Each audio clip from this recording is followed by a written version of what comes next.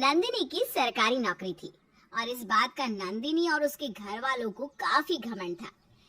ऐसे ही एक दिन लड़के वाले नंदिनी को देखने घर आते हैं। अच्छा बेटा, तो कितना कमा लेती हो महीने का? हमारी बेटी को खुश तो रख सकोगे ना? यही कुछ 70-80 हजार। ये तो बहुत अच्छी बात है बेटा। वैसे तुम काम क्या करती हो? मैं प्राइवेट जॉब करता हूँ और अपनी कंपनी का मैनेजर हूँ। पूरा ऑफिस मैंने ही संभाला हुआ है।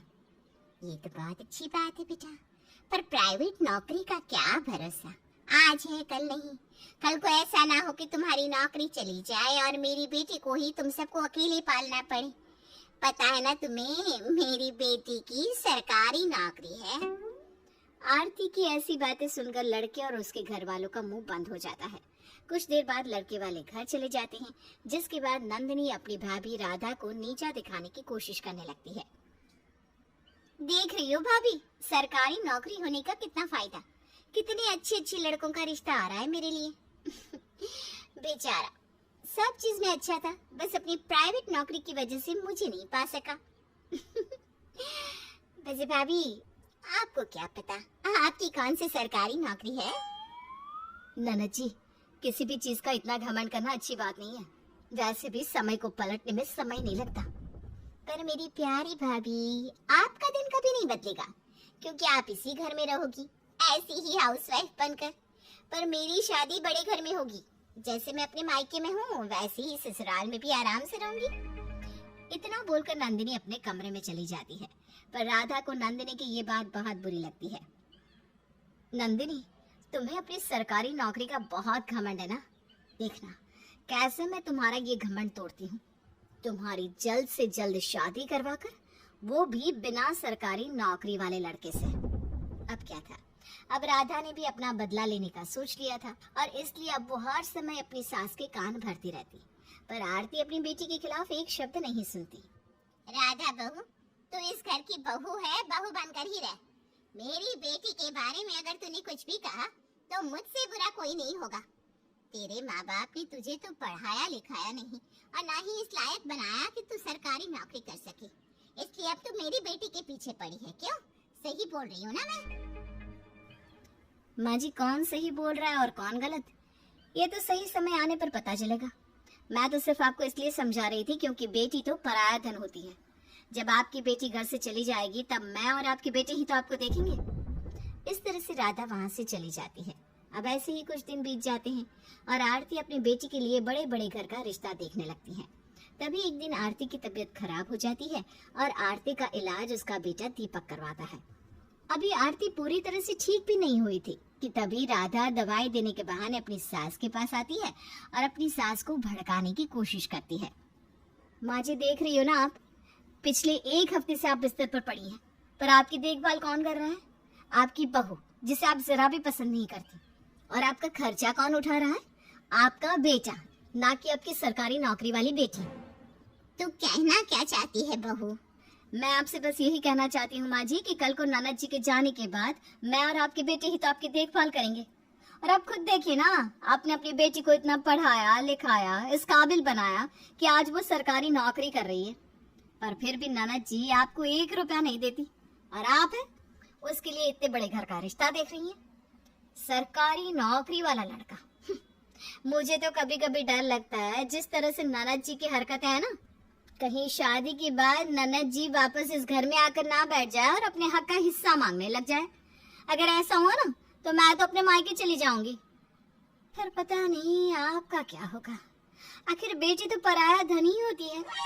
राधा की बातें सुनकर आरती गहरी सोच में पड़ जाती है और हाथ में दवाई लेकर बैठ जाती है। अपनी सास को सोच में डूबा देख मन ही मन राधा बहुत खुश होती है। लगता है मेरी तरकीब काम कर गई। अब आएगा मजा जब सासू माँ मेरी प्यारी और इकलौती ननद की शादी किसी भी लड़के से कर देगी, वो भी बिना कोई दहेज दे। अब क्या हुआ माँ जी, अब दवाई क्यों नहीं खा रही? कुछ नहीं बहू, बस कुछ सोचने लगी थी। मैं समझ सकती हूँ माँ जी कि आप क्या सोच रही होंगी। आप यही सोच रही होंगी ना कि आपने अपनी बेटी को इतना पढ़ाया लिखाया, सरकारी नौकरी दिलवाई, ये सोचकर कि बुढ़ापे में वो आपको देखेगी। हाँ बहू, आखिर सारे माँ बाप यही सोचकर तो अपने बच्चों को पढ़ाते हैं। पर देखिए ना माँ जी, ननद जी तो अभी से ही आपसे पल्ला झाड़ रही है और आप इतने बड़े घर में उसकी शादी करवाना चाहती हैं। जितना बड़ा घर उतना ज्यादा दहेज। आखिर आप इतना दहेज लाएंगी कहाँ से?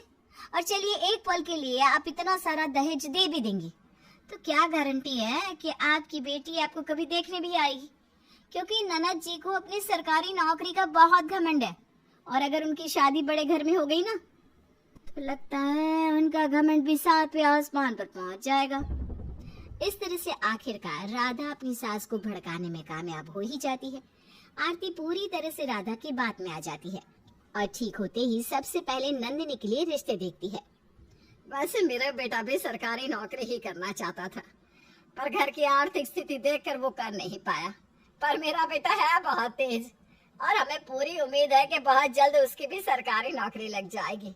फिलहाल तो वो एक छोटी सी कंपनी में अकाउंटेंट का काम कर रहा है। अभी उसकी सैलरी भी 40,000 है।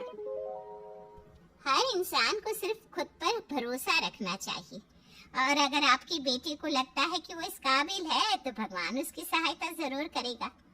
आज अगर वो 40,000 कमा रहा है तो बहुत जल्द 80,000 भी कमाएगा।